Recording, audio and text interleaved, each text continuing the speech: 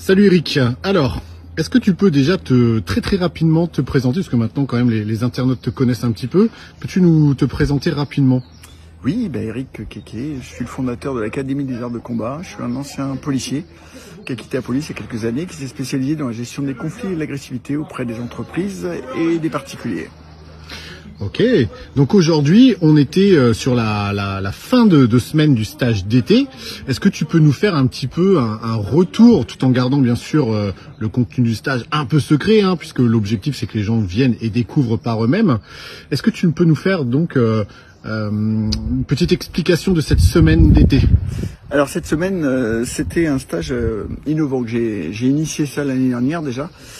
Et vraiment qui se base au sens large sur la self-défense, c'est-à-dire pas seulement sur les capacités à combattre quand on est attaqué, mais plutôt à éviter les conflits, à éviter les embrouilles, à les repérer, etc.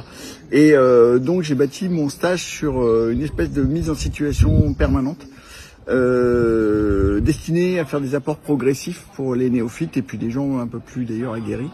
Et afin de créer une vraie compétence en fin de semaine. Et d'ailleurs, on voit vraiment le changement, puisqu'il y a beaucoup de mises en situation. On voit que les gens ils réagissent plus du tout pareil qu'au début. Donc c'est un stage qui est compliqué à organiser, compliqué à encadrer, mais qui est vraiment bénéfique pour les gens qui y participent. Et je suis très content de ma semaine, parce que c'était au-delà de mes espérances, tant sur l'organisation.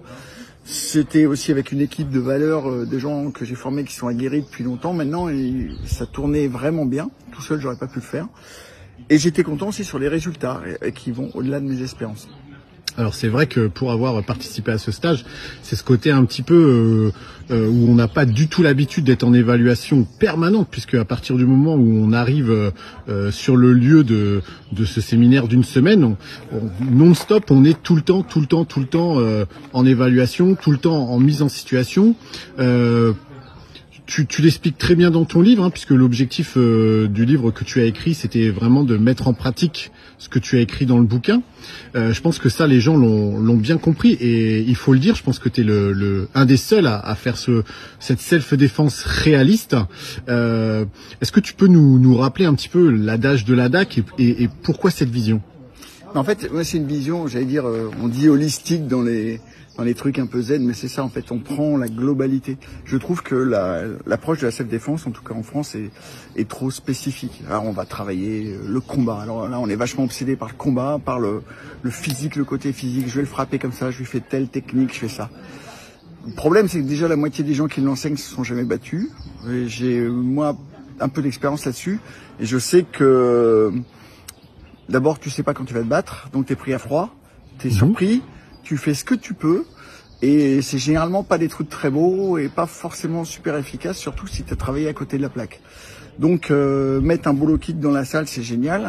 Quelquefois tu mets un low kick sur un mec, ils sent rien du tout parce qu'il est cocaïné ou machin. Donc il y a des coups qui vont servir à pas grand chose, à moins d'être le banner. Le banner, il te met un low kick, je pense que à peu près tout le monde en face plie la jambe. Bon, mais moi non. Et donc je vais, moi par exemple, me diriger vers des trucs hyper efficaces. Mais bien avant ça, je vais habituer les gens surtout à repérer les embrouilles. Il y a plein de gens qui se mettent dans des embrouilles, ils voient rien, ils ne voient rien, ils sont aveugles.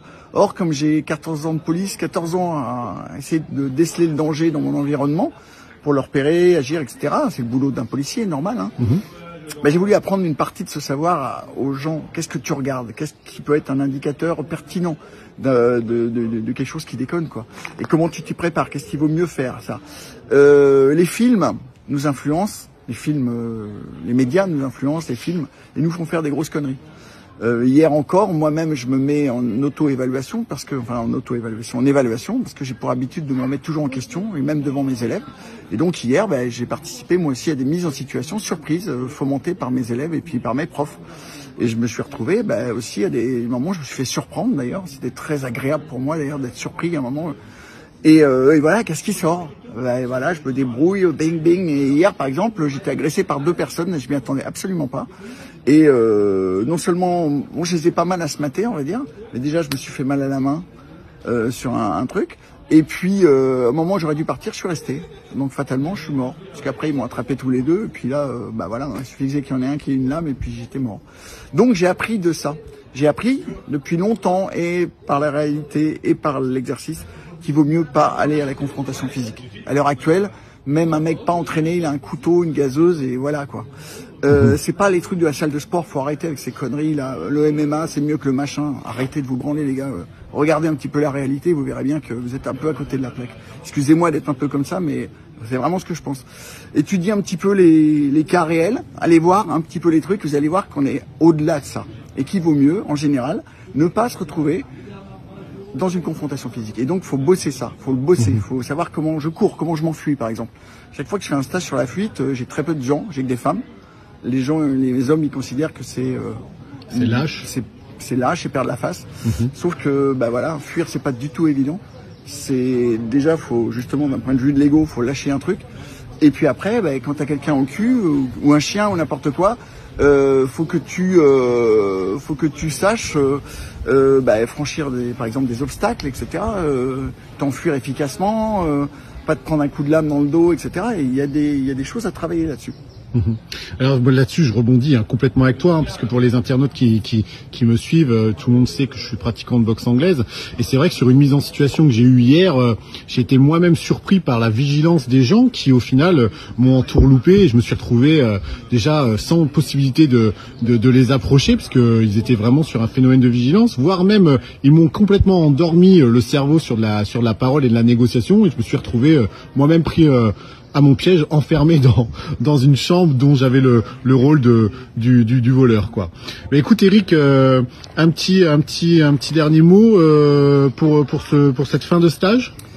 Oui, bah écoutez, je vais refaire ce genre de stage parce que je trouve que c'est super intéressant. Que je sois bien clair quand même avec les pratiquants de sport de combat. Je suis un pratiquant de sport de combat. Je fais du combat à côté, j'adore ça. Mais il y a aussi de la self-défense en plus. Voilà, je dis pas c'est mieux que. Je dis les deux peuvent cohabiter, mais si vous pensez que seul le sport de combat va vous sortir d'affaire, ou une self-défense basée que sur le physique, je pense que vous vous trompez. Et je dis pas que j'ai raison, Chacun a sa vérité. Je dis que ça vaut le coup d'explorer d'autres horizons. Et on vous attend si ça vous intéresse. Avec grand plaisir Eric, merci à toi, merci de ton accueil et merci à ton équipe. Ok, bonjour Marie, bonjour Enora, est-ce que vous allez bien? Très bien. Super. Bon, je vais vous poser une petite question, un petit peu pour savoir. Comment avez-vous découvert le stage d'été à DAC 2022 ? Par défense tactique, du coup. On a eu Ok, d'accord. Alors ce stage, est-ce que vous pouvez m'en parler un petit peu déjà pourquoi vous êtes là, tout simplement? C'était pour la découverte, approfondir un peu tout ce qu'on voit en cours et peut-être avec un angle d'approche différent. Enfin, on s'attendait à un truc plus global et oui. Puis notamment moi, comme j'avais lu le livre d'Éric Quéquet, ça permettait d'avoir une mise en pratique par rapport à ce qui était décrit dans son livre. Ok, et alors est-ce que du coup ce stage a répondu à vos attentes? Alors oui, ok, beaucoup de surprises. Ok. C'est jamais à quoi s'attendre. Non. Et du coup, le fait justement que ce stage, vous n'ayez pas le contenu, que tout soit surprise, qu'est-ce que ça vous a permis en fait de découvrir? À la fois un certain lâcher prise, t'es obligé de t'adapter tout le temps et du coup comme tu t'attends à rien, comme tu sais pas à quoi t'attendre, tu vis le truc plus à fond et tu t'adaptes beaucoup plus vite. Ouais. Au niveau réaction, on s'adapte beaucoup plus vite. Du coup, ça vous a plu? Oui, carrément. Est-ce que vous avez appris des choses sur vous, sur vous-même? Est-ce que vous vous sentez grandi de ce stage? Oui, beaucoup. On a eu plein de points sur la gestion du stress notamment qui étaient très intéressants. Des mises en situation qu'on a pu faire qui étaient très complètes et très surprenantes parfois. Ok. Dernière question, c'est est-ce que vous recommanderiez ce stage à des amis? À 100%. Ouais. Ok, c'est top. Ça ira plus l'année prochaine. Ouais. Carrément, écoutez, merci les filles. Merci beaucoup. Salut Pierre. Salut. Alors, tu viens de participer au stage ADAC de l'été 2022. Est-ce que tu peux nous dire un petit peu ce que tu recherchais en venant à ce stage et ce que ce stage t'a apporté? Ouais. Moi, je suis 100% débutant, je connaissais pas la défense de rue et je venais pour apprendre à être capable de me défendre dans la rue ou de défendre les gens avec qui je suis. D'accord. Est-ce que ce stage a répondu à tes attentes? Ouais, complètement. Même, en fait, c'est beaucoup plus large que juste se battre dans la rue, on va dire. Et du coup, moi, j'ai beaucoup aimé le fait que ce soit très holistique. Voilà, on a vu les soins, on a vu plein d'autres choses autour, la prévention en fait, parce que la plupart du temps, la meilleure strat en fait, c'est de fuir. Enfin, plein d'autres choses, des armes par procuration, des choses auxquelles j'aurais jamais pensé si j'avais pas été formé, quoi. D'accord. Et une dernière question, est-ce que tu reviendras et est-ce que tu pourrais éventuellement recommander ce genre de stage à un ami? Ouais, bah là, je compte bien rentrer et former, enfin faire une micro-formation de 2-3 trucs que j'ai appris à mes frères et sœurs et à ma chérie et à mes potes, quoi, ça c'est clair. Ouais, clairement, moi j'aimerais bien revenir pour parce que c'est quelque chose qu'il faut quand même entretenir. Et puis moi je pars de zéro et surtout je trouve que c'est génial parce que ça te donne aussi, enfin ça t'apporte aussi bien au-delà de la défense de rue. Moi je sais que là je sens que j'ai déjà plus confiance en moi et surtout moi ce que j'ai kiffé le plus c'est qu'il y a vraiment une ambiance trop bien. J'avais pas envie d'un truc hyper testostéroné avec de la compète, c'est pas du tout mon caractère. Et là vraiment on s'est marré pendant une semaine et voilà, il y a vraiment une très très bonne ambiance et voilà, si vous hésitez un peu, que c'est pas trop votre milieu, n'hésitez pas, là c'est vraiment bienveillant et joyeux, quoi. Top, merci Pierre. Bonjour Angèle, comment vas-tu? Bonjour Fred, ça va très bien. Ça va, alors dis-moi, est-ce que tu peux te présenter un petit peu pour ceux qui nous regardent? Me présenter rapidement, voilà, j'ai jamais fait en fait de combat, enfin de sport de combat, de rue, etc. Donc ça fait longtemps quand même que j'ai pas mobilisé mon corps. Et puis j'avais fait un stage de découverte secourisme civil et en partenariat avec la DAC et aide-moi, ceux qui t'ont formé, c'est... Se secourir. Et se secourir, tout à fait. Et du coup, moi, ça m'avait plu. Et puis, j'avais aussi besoin d'être aussi opérationnelle, étant maman de 2 enfants, en étant solo. Et du coup, j'ai une information par mail. Et puis, du coup, ce stage, je le lis. Et puis, j'ai trouvé qu'il était accessible. Et puis, qu'il y avait de l'originalité en termes de découverte opérationnelle, de théorie. Et puis, voilà, tout ce qui est joie, etc. Donc, ça m'a attirée. Et puis, du coup, je me suis dit, je vais le faire. Et je regrette vraiment pas. Ce stage a répondu donc à tes attentes? Ouais, parce que en fait c'est vrai que quand on arrive dans une zone d'inconnu, ça t'oblige à sortir de ta zone de confort. Donc forcément, même si tu veux pas te comparer, voilà, t'as quand même ce petit réflexe qui est là. Même si voilà, tout au long du stage, on t'amène, on t'invite à être dans le positif, etc. Et finalement ça a pris son sens parce que ça n'a pas duré longtemps, ma petite voix qui me dit mais tu sais pas faire ci, c'est ça. Et puis finalement en fait avec l'énergie du groupe et puis la bienveillance de tout à chacun, puis la complémentarité aussi des personnalités des formateurs de la DAC, et ça en fait ça crée une émulation et puis du coup il y a vraiment cette dynamique qui te tire vers le haut.